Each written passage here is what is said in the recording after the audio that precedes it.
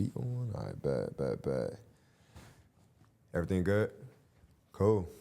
Jones, what up, man? What's happening there? What it do, man? Welcome to episode 2 of Opinions Nobody. Of course, you're going to do your little cough right when I'm doing the intro. Oh, my bad.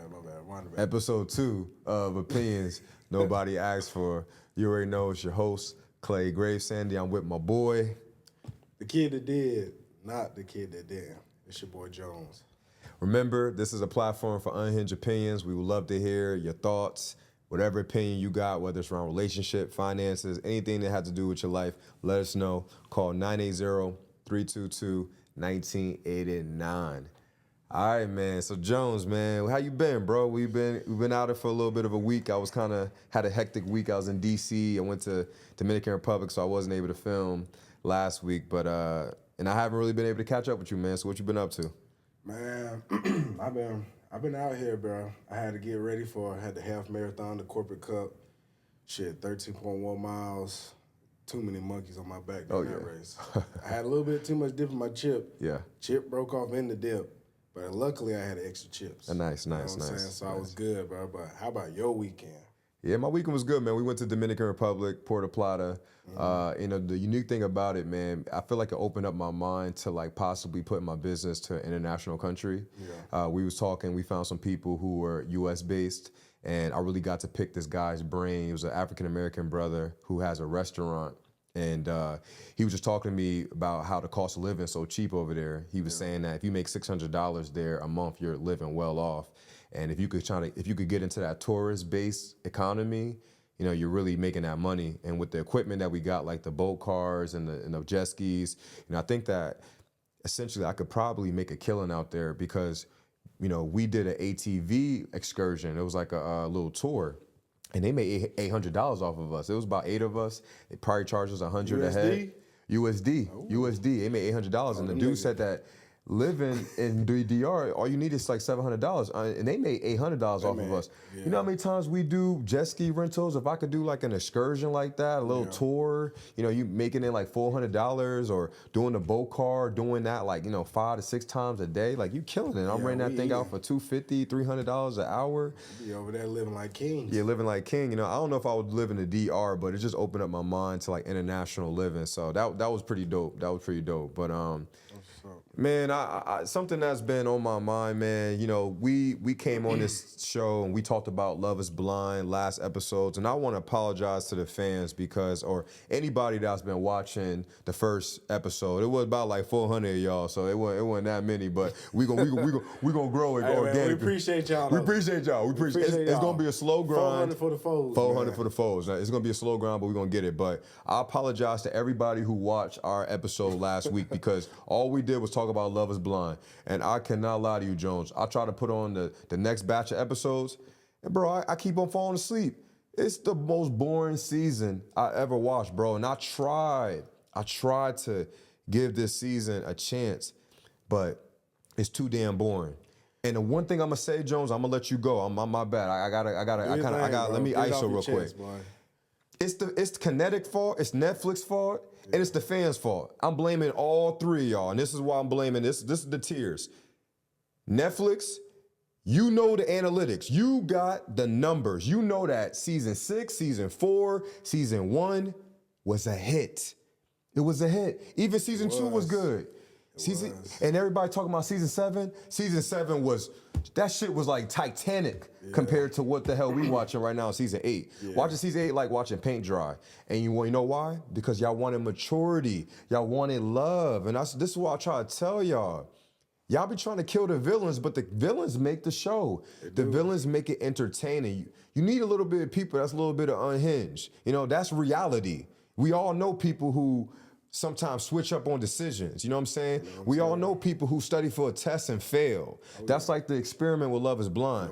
But y'all hate on people who do this experiment and they essentially fail in terms of marriage. And I was talking to my boy Josh, right, this past weekend. I believe that Love Is Blind, I like the concept. But we gotta change it up. Love can be blind, but that ain't got a damn thing to do with getting married. I could love you, but that ain't got nothing to do with me getting married. So what Kinetic and Netflix need to do is go to Miami, get them 305s. I need the women like Alex that got bed sheets on the floor. 304s. 304s. 304s. They 304s. I need Netflix to go to Miami and get them damn 304s. The women with the beds on the damn floor that got laundry everywhere. You know the girls with the laundry everywhere and the bed on. You know that's water. Wigs on the counter. Wings on the counter. I need the women that's gonna mess the dude's head up where they gonna go into the house and like, oh, I can't marry this. But then in that bedroom, he like, damn, this my wife. I want to see that confusion. I want to see a little bit of friction. I want to see someone like Jackie. Some chaos. Some chaos. Yeah. You know what I'm saying? Like they got this cookie cutter old date and stuff like that. I want to see I want to see Ben, the aftermath of Ben giving girls the YouTube cards after he slept with them. I want to hear what they saying. This show is just way too boring, and I gotta blame the fans because when it was my season, all y'all did was go in my comment section and say, can we get some people who are mature? Can we get some maturity? And look what you got. Look what you got. Y'all not even watching the dang show. What you think, bro? My bad, bro. Nah, you said it best, man. It is a little vanilla, man. Definitely got a little bit too much water in the sweet tea, and it's not sweet enough. And I just feel like they could have came with more pressure. And the main thing is, I feel like they was trying to weed out the people that's trying to get on there for TV. And I understand, but there's always a little bit of some of you in there that is excited about being on TV. So everybody's gonna have that element into why they're on the show, majority of the time. But the other seasons were a lot more steamy, they had a lot more controversy, had a lot more viral moments that actually brought the show to a bigger, broader audience. I feel like people know about you that you would never think. I feel like Kim K was watching your season. I'm pretty sure Kim K ain't watching this bullshit. You know what I'm saying? So it is what it is, man. Jordan missed some shots, so Netflix is definitely gonna miss some. Yeah. But you know what I'm saying? Get in the gym, my niggas. Get in the gym. Like Netflix and Kinetic, let's stop. I get it, man. Y'all are honored with the concept of Love is Blind. I know, Chris, you take pride in people getting married. People will get married, but please get somebody a little unhinged on the show. Like, if you're gonna go to Minnesota, I went to Minnesota. Go to them EDM bars. Them chicks was crazy in there. They was popping Molly, doing drugs in there. Get one of them girls in there. We need to see some complexity, bro. We need some versatility. They need a little 90-Day Fiance up in there. Yeah. Like 90-Day Fiance, everything's chaotic and crazy. I know, I and heard. them niggas is for real getting married. So, I mean, if they find a love on there with that formula, bring some of them people over here. Bring a Gino over here. Yeah, man. I'm just so tired of the fan base, complaining about this stuff. And I just want Kinetic and Netflix to not always listen to the fans because the fans don't know what they be talking about.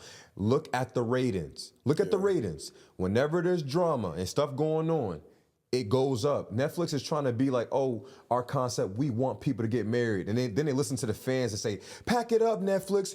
If you don't got any mature people, we don't want to see it anymore. Trust me, they gonna watch. They don't got nothing to do. Them people ain't got nothing to do. I click on all their profiles. The people that be complaining about the maturity and all that stuff, they always follow 5x more people that follow them. Yeah. It's a study. Oh, yeah, definitely. It's a study. I understand that ratio.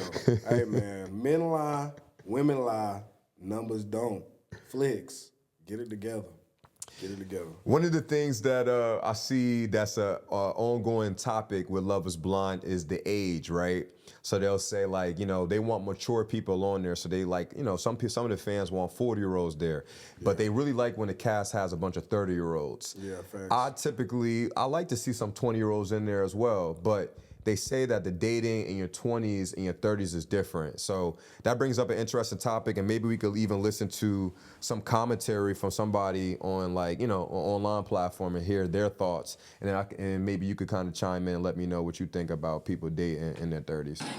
If a man texts me and I'm on my way to do any type of woman maintenance, hair, nails, lashes, wax, and I tell you what I'm doing, and you don't offer to pay, or you just don't send no money, you can really go to hell, and you can really lose my number because I don't know. It just bothers my soul knowing I'm telling you what I'm about to do, and you know it's gonna involve spending some bread. You ain't sending none. Like, leave me alone forever. Damn. She said, Send me leave some me money. alone. Get on. Send me some money. Man, you know, and women, I know women gonna listen to this and they're gonna be like, that girl is so right. Like, Triple. yes, send me my money. I know girls, they champion that shit, you know what I'm saying? And it just makes me think, bro, like men's happiness is pretty much a thin line between men's happiness and just pretty much taking care of a woman. You know, like our happiness is rooted in taking care of them, like, which sucks. It's like happy wife, happy life. You know what I'm saying? It's like that concept. And it's just like for women, they just believe that men, you know, work so hard and essentially to take care of them. It's not that they're thinking that, but like you hear sometimes those comments and I hear that, I'm just like, okay, but what about if I'm going to get my hair cut, are you gonna send me money to you know, to do that? Like, where's the like, I don't know, the equalness in this? And then when you hear women talk about it, if I ever say like, where's my part, they almost make you feel like, oh nigga, you want shit too? Nigga, you think this shit 50-50? And I'm sassy. And they call you sassy. I'm like, damn, I want to feel love too. Yeah, and then it just kind of blows my mind. What's your thoughts on that though, bro? I mean, I don't really get the happy. I get the happy wife, happy life type concept, but my daddy always told me it was happy hubby, you get more money. You know what I'm saying? So that's Happy spouse, happy house. Yeah, that's how it really should be. You know what I'm saying? Yeah. But it should just be y'all both equally are trying to go 100% both. Both of y'all go 100%. Y'all both can't like come together and try to give 100% as together, because that's only 50-50. Y'all both should be racing to 100%. So then you got a little surplus. It might be 200% effort into your relationship. So I don't really want it to be one-sided. I mean, we definitely have roles in, you know what I'm saying, the whole dynamic of dating and in a relationship, but you know, we're here for a reason. We both have to do our roles to the best of our ability and not really just try to get things without putting in any effort to give things back to them. I agree with that, man. Like, I think that's really nice for if my girl is going to get her nails done, it's a really kind gesture for me to pay for her nails and get it done. I definitely think that there's kind things that you could do, and I think that someone would appreciate that.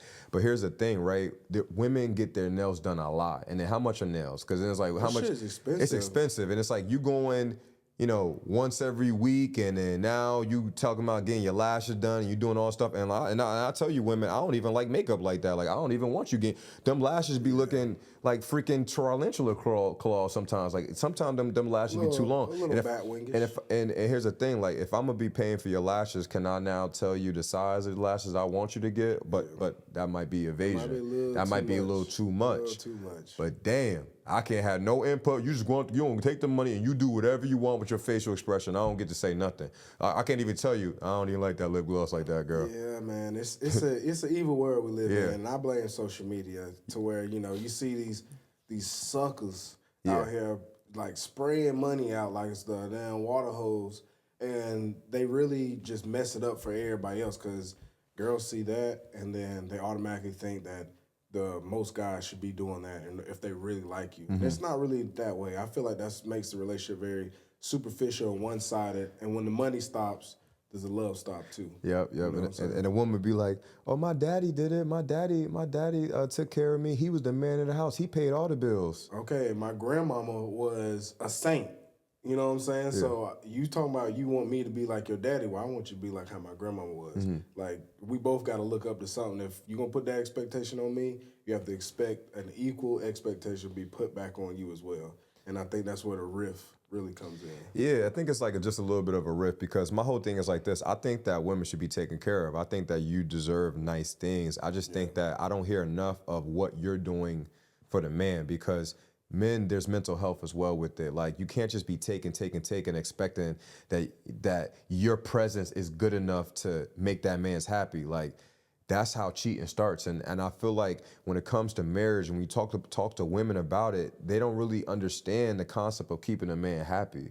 You know, like that, like him just spending money on you. Like, I ask girls, I say, okay, what are you giving him? Like, oh, well, I'm giving him sex, I'm giving him me and blah, blah, blah. I'm like, okay, what, you're not talking about you reinventing yourself every 5 years. How do you plan on growing? How do you plan on seeing what I'm doing or what are you seeing what I'm doing, and maybe you doing something else, and now we combine that together and build our own type of dynasty. Like, I don't ever hear no conversations like that. Something to get our mind going, something to make us think about the future. I always hear kind of just like, I got your back. I'm supporting you. I'll give you. I'm enough. You know. Yeah, I mean, well, I think love is definitely conditional. Yeah. Most dating nowadays, everything is very conditional. Yeah. It's not too much unconditional love. You'll most likely get that from like your mom and dad type shit and your family members, but it takes a lot to get that in the dating market nowadays. And I blame it's troubles and issues on both sides, but I think that a lot of times guys kind of take the approach of more accountability on our end. Yeah. Like, because I feel like when I didn't have as much money back in the day, I didn't feel like I could fully really give a girl what I truly wanted to. Yeah. And now that I got a little bit more money in my pocket now, it's like I understand the reasoning behind that. It really does make you feel good when you can do something nice for somebody you really care about and pour into them and the things that they really truly like. But you also equally want to get that right back. So 100%. that's the main thing. And, you know, sometimes I think even as men, we overthink it as well, right? Because like when we were kids and we didn't have the money, we did creative things to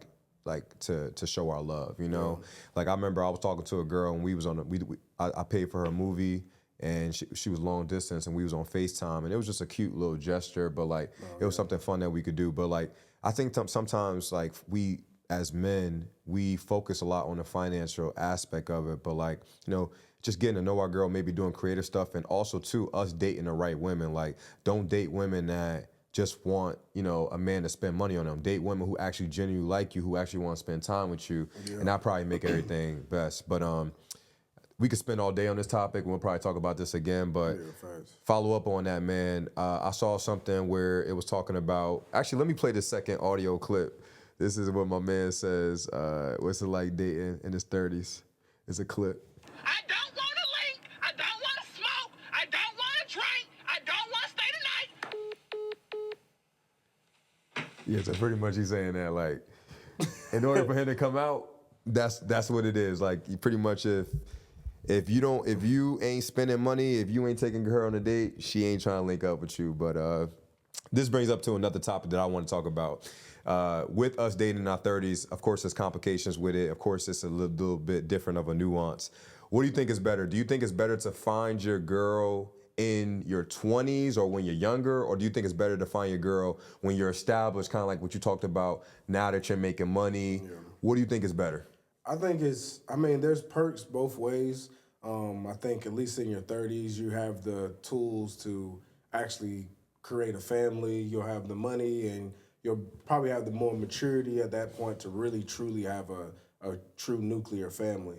But at your 20s, you kind of could get with somebody that saw you shooting in the gym or was with you shooting in the gym to the point you got to where you are in your 30s. If y'all still dating through that process, y'all see a lot of changes. And if y'all came together later, y'all grew up together and actually molded something that was beautiful later on in life, I feel like you have a lot of connection with that person. But I mean, it's a mixed bag. You know what I'm saying? That could really be good in your 20s, could be good in your 30s. But I say, like, for me personally, I would think that once I was more established and can truly give somebody the things that I want to provide for them, then I felt like that in my 30s would be a better time for most people to start dating truly, seriously. Yeah, for sure. I always tell women they should probably date older, just because from a maturity perspective, like men that are a lot older, they probably don't want to go out to the clubs a lot. You know, they're probably relaxing, chilling, and where they're ready to settle down.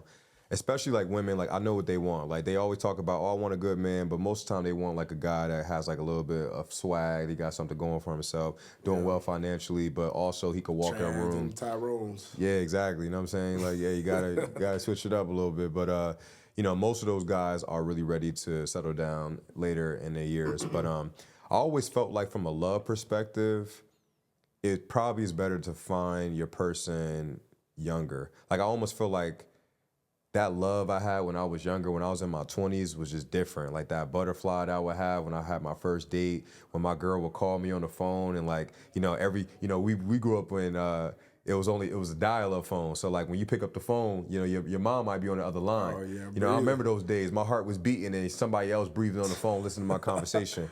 And you know, you just over here macking on the phone. It's like 2 in the morning. Like now, I want to get off the phone in like 45 minutes. I ain't trying to be on the phone all night. You know what I'm saying? So those days, I was just more green for love. Like I yearned love. You know what I'm saying? And the older I got, you know, your heart, you kept, you know, a situation happened, you get scarred up. You know what I'm saying? You keep getting shot. I keep getting shot. You know what I'm saying? So now I'm just keep on clenching my arms and stuff like that. I ain't trying to get hurt like that. You know what I mean? Yeah, you gotta keep a vest. You gotta keep a vest. And I even say like with women, like I hear it all the time. Like men be like, yeah, man, them older girls, they got a lot of baggage. And I'll be like, damn, I'm a 30-year-old nigga. I got a lot of baggage too. You know what I'm saying? Your boy done went through some stuff. I done seen some things. Yeah. Your boy done got cheated on. I done seen some of the craziest cheating shit. Yeah. You know what I'm saying? You know what I mean? But I try not to hold that against me or against anybody I date. I try to go into every relationship very free.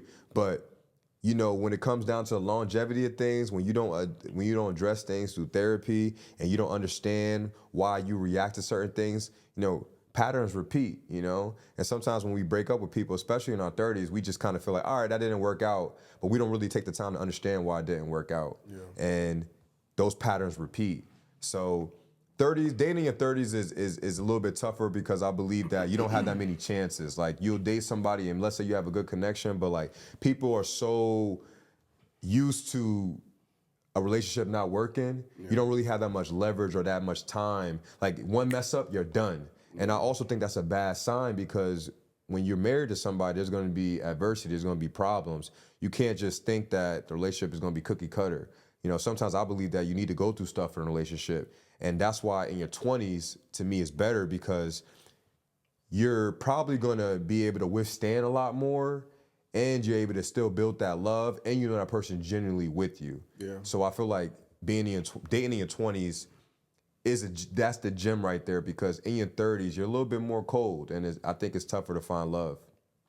I feel that. Yeah, man. I feel that. Yeah, man. Speaking of love, man, we're going to wrap this thing up, but I was over, you know, on ESPN and everybody's been talking about this Steve Smith situation. Did you hear about that? Boy, that boy Steve, boy, he's still catching dimes. The boy catching dimes, man. Yo, and this is what I be talking about when it comes to marriage, bro. Like, these married couples be cheating, bro. They be wilding, bro. They be wilding, bro. And a lot of times, I'm pretty sure, more times than it is on the man's side, it be the ladies. Well, I bet. It be the ladies on some wild stuff. And this lady had a good husband, came home to her, was faithful, paid all the bills, taking care of her. And she over here catching damn goal routes from Steve Smith, getting DDT'd. And the text messages were definitely Let's read the text messages, bro. Diabolical. What?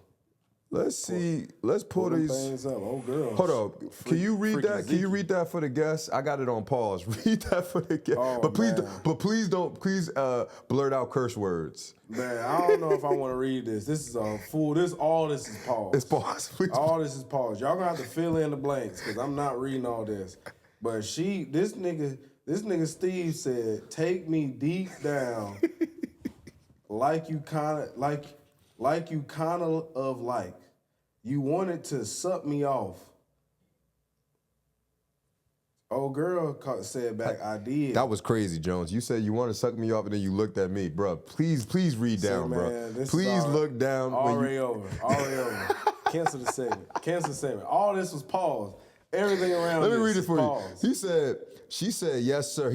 I'm not sure if Steve Smith is the green or if she's the green. I think he the green. Black. He's a black. She the green. Oh, she the green. So he said, "Take me down your throat like you kinda like. You wanted to buck me off." She said, "I did. I would have gagged on it, but I had to come home." So you didn't do it because you had to go back to the house. That was just threw your whole day off. Imagine in there making damn spaghetti for your family and you just damn took a go route from Steve Smith.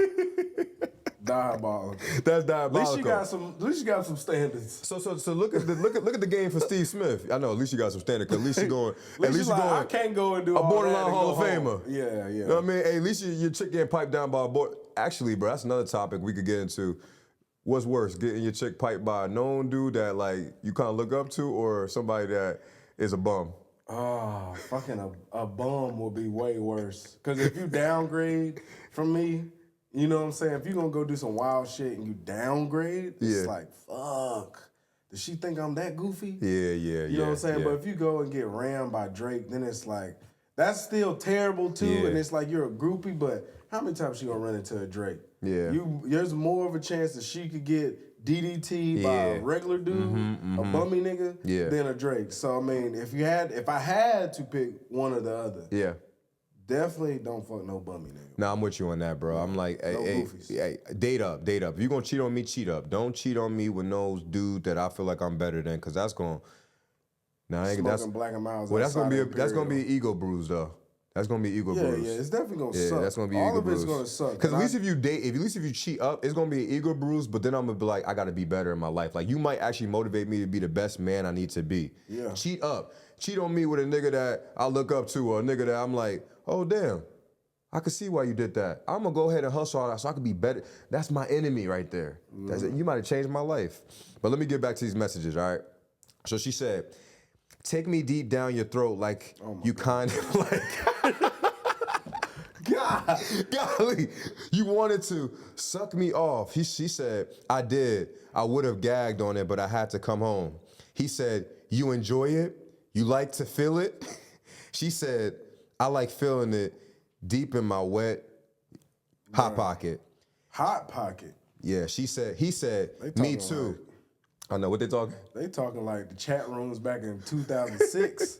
The little steamy little chat room. We had that little avatar walking around them. You was young, didn't know shit about shit, but you was in there talking that big talk. Oh yeah, that's how I talked on MySpace when we had the top friend list. I was going crazy. I ain't even seen a vagina, and I was talking crazy. They went through my DMs and my MySpace days, boy. Whew. I know. So he gonna say, me too. Letting you taste it though would be such a turn on. I would have shot my load all inside that hot pocket. Ooh. She said, I love making you. She said, I love making you come. This nigga going crazy. I enjoy it more when you come inside me. This is a married woman. Bro, this shit hurt my heart, boy. Then I hurt for that. I hurt for her husband, boy. I hurt for her husband. Peace and salutations, my brother. And don't do it. Whatever you do, if you stand on that ledge, my nigga, step back. Step back, bro. But damn, I feel you though, because if my woman is saying that she's getting came inside, oh my God. Bro, what? Oh, I'll be sick. Then I start looking at my kids. What's that mean? Oh yeah. I would start looking at my kids like, I've been to start throwing a football at these niggas. Yeah. Like, which one of these niggas got hands in here? Because that's the one that's Steve's baby. That's exactly. That's Steve's baby right there. Like, I ain't never was able to catch a football like that. Look, Jared, all of us, we got Jared, we got Spencer, and now we got a Jamal. We know good and well Jared and Spencer is mine. Why we name this baby Jamal and he a little bit darker than all the other kids? Like, and he over here dunking and he's fucking starting wide receiver at 6th grade in high school. Yeah. Like, come on, man. So my man, he ran down on Steve Smith. He gave him a call, man. Let's listen to how this call went down. Oh man. Hey, yo, Steve. Yo, Steve. Yeah, Should we want to start over? Okay. All right. So pretty. Hold on. Hey. All right. So my man Steve, you ready, Josh? Yeah. All right. So my man Steve Smith got ran down on, man. A married man called Steve Smith. So let's go ahead and check out the audio. Yo, Steve. Yeah, you been fucking my wife, bro. You fucking my wife? What you gotta say for yourself? I'm sorry. Sorry. Between you and Talib on the field early in the What game. else? I mean, what else you gonna say in that? What Boy else said, can "I'm you sorry." say? What else can you say? First of all, don't check me, nigga. Check your damn tire pressure. Meaning, go check your bitch. Like, why are we over here checking? Like, granted, I understand, but Steve Smith ain't your homeboy. Steve Smith don't know you. It's your bitch. That's the one that's over here fucking with Steve Smith. That's the one that's getting fucking cream pie before she come home and bake apple pie. Yep. Like, you gotta deal with her. Deal with her, and I would have her to call him and tell him what I want to say and how I feel about it. Yeah, man, it's an embarrassing situation, man. And I could tell that married man, he probably loved his wife, or maybe his ego was bruised. But the only way I could justify him actually calling Steve Smith out like that and recording it is him being so revengeful, so pissed off that Steve Smith is smashing his wife and literally coming inside of her. The only justification I could have is that he's trying to ruin Steve Smith's marriage. Because I believe Steve Smith still is married. Oh, he's married? I believe Steve Smith is married. I believe so, but we could double check that. But if Steve Smith has any situation, any woman, he calling that out, because that was the biggest topic last week. Yeah. That could definitely cause a rift. It's dirty macking to the 5th degree. You know what I'm saying? Yeah, I guess he just feels like he got to get that revenge. He got to get that lick back. And you know what I'm saying? You don't need to get revenge. Let the universe do its thing. But I mean, at the end of the day, it's really not him to check Steve Smith. I feel like you could say something, but I would just really go through the female. Have her handle the checking, and you just make sure she does it. But you got to check her. You need to be dealing with her. You need to be working to figuring out if you're going to get a divorce from this woman, because I would think if I seen all that was being said and finding out that you getting all that happening to you before you come home, So help me out with this one, Jones. How do you think men should deal with it? How do you think men should deal with their women cheat on them? How should they cope with that? How should they rebound from that situation? I mean, you got to do some soul searching. You need to go in the dark room and figure out for yourself what your next steps need to be, because I'm pretty sure there's probably signs of this happening, or signs of, your girl not feeling, satisfied or in whatever aspect. So, I mean, you just really need to check yourself and figure out what you're not doing. Yeah. What you're not doing right, so you can, try to not go through that same cycle again. That'd probably be the best thing. You got to take some accountability for yourself. Yeah. It's definitely wrong on both ends for either party to cheat, but when it happens to a guy, I think you need to really check yourself and figure out why this all happened and what can you do to do better to not have it happen again to you. Yeah, that's some solid advice right there, man. I definitely think that you need a soul search. And the best thing about getting cheated on, fellas, and this is to all my fellas that get cheated on, this is for that gentleman that called Steve Smith for putting buns in your, for putting some strange meat in your girl. Listen, my guy, you got to soul search. This is the best time to be a dog, to wake up that inner beast in you. Because I'm telling you, bro, like, ain't nothing like the hunger, the drive you're going to get after 2 months after your girl cheated on you. Because you're going to look at yourself like, man, like, does she not like the man that I am? And you're going to try to transform yourself to being a better person. So, because the best revenge is being successful. The best revenge is getting your money up, being successful. Getting your fitness together. And then honestly never talking to her again. It's over. She has to just see everything from a distance. And us as fellas have to let women go. Let them go, because that's how they try to do us. I'll be saying all the time, I'm like, yo, when I break up with a girl, I'm like, yo, we was friends. Why you gotta cut me off? But these girls, they be like, oh, I can't fathom to see you happy. Fellas, we gotta do the same thing. We don't wanna see you happy at all. Matter of fact, we know that you're gonna try to look at our Instagram eventually. Flex on, we don't follow you, we don't do nothing. You gotta follow you gotta see my stuff from another girl page. Keep it public. Keep it public, but keep pushing out success. Keep on getting that dopamine of success. Keep on doing your thing, man, because, hey, man, success is the best revenge, because you'll actually let it go and you'll also be chasing something else. You'll elevate yourself so much that girl that cheated on you, you're above her now. So that's the best advice I could get to my fellas, is use that cheating moment to wake up that dog in you. You know what I'm saying? Not that dog like going ahead and piping all the girls, but like that business dog. Yeah. True hunger, release the beast inside of you to be a better person than you was the day before. For sure. Yeah, man. So, all right, man, that's it for the topics for today, man. I want to thank y'all for watching the opinions nobody asked for. with my man Jones. Appreciate you. Yes, sir. Make sure y'all call in at 980-322-1989 for your unhinged opinion. We would love to hear it and react to it. Peace. Thanks, Josh. Yeah, that was smooth. That's